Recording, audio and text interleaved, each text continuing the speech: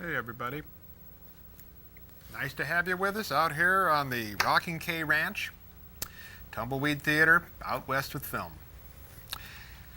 Got a little hoedown I'm going to a little bit later. Do I look okay?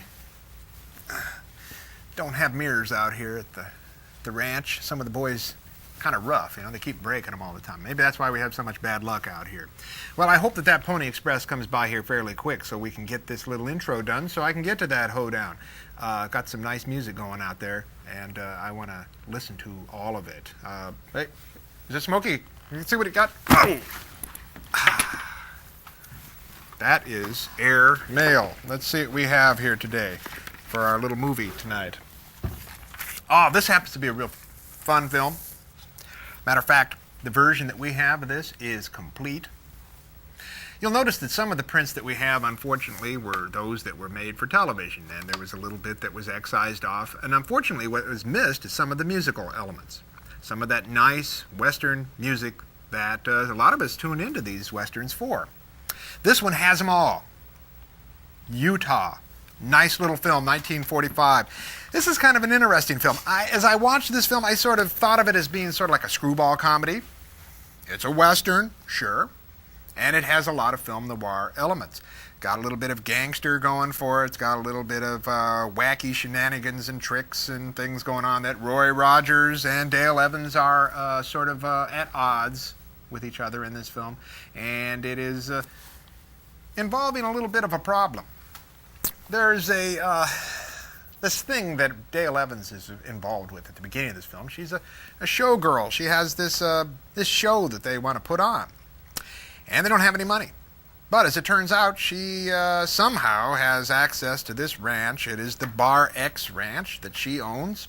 And she's going to sell it and use that money to finance a show. Well, it so happens that Roy and the boys, and the boys in this one are the Sons of the Pioneers. Can't keep that Bob Nolan bunch down. They work that ranch. And they don't want Dale to sell this. Gabby, who lives nearby, they don't want to sell this ranch because, cattlemen, one of the big things that cattlemen have a kind of a real antagonism against is sheep and farmers, people setting up fences and things like that. And they're really against sheep coming in.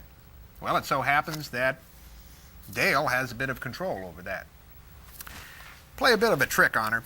I'm not going to go too far into the plot on this because that might ruin a little bit of the fun for you.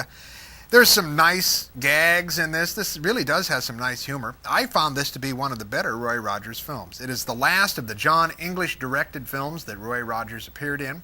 English brings a nice feel to these. There's a nice set of photography going on in this film. The musical numbers in this are really nice. The two times when you hear the song Utah, one out on the range, really nicely done. And the little Broadway show that they happen to put on at the end is really nicely performed. And we have it all. You don't have any of those little excised moments where you wonder, hey, where did the musical element go? Gabby Hayes does a real nice job in this film. Roy does a nice job in this. And it's interesting, I've been watching a lot of Roy Rogers films recently.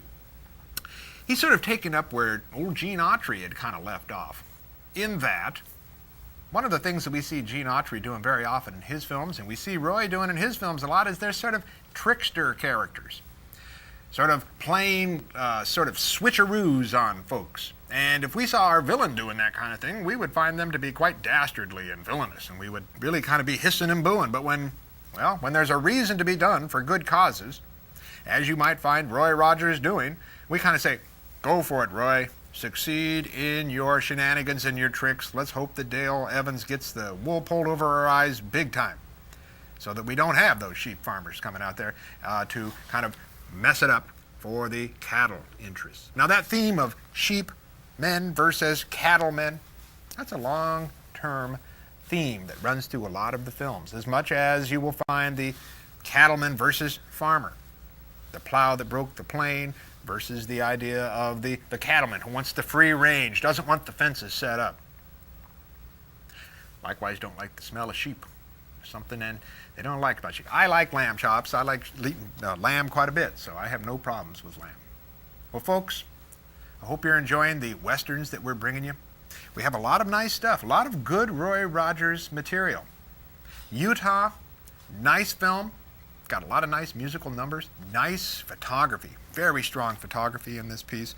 And there's some nice exchanges that you'll find between Gabby Hayes, who is just your typical woman hater, bachelor guy, along with Vivian Oakland, who's sort of the matron who comes out with Dale Evans and her entourage of actresses who stay at the Bar X, or Bar X in quotes. And I think you'll know what I mean when you watch it. Some nice stuff with Gabby going on. Gabby adds a nice quality. I like the sidekicks in our films as much as I like Smokey in our little show too. They add a nice comic element. And one of the things you'll find with this too, Roy is becoming a fairly good actor by this time. 1945 he should be. Been in films for a while. And he's able to sort of, well, act his way around the set fairly well and deliver lines with a bit of irony in his voice. And that's sometimes not that easy to, well, develop.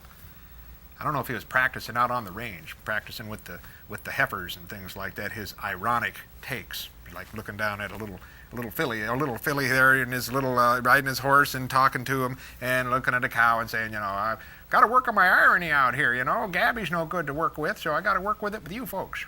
Well, it worked here. Did a nice job.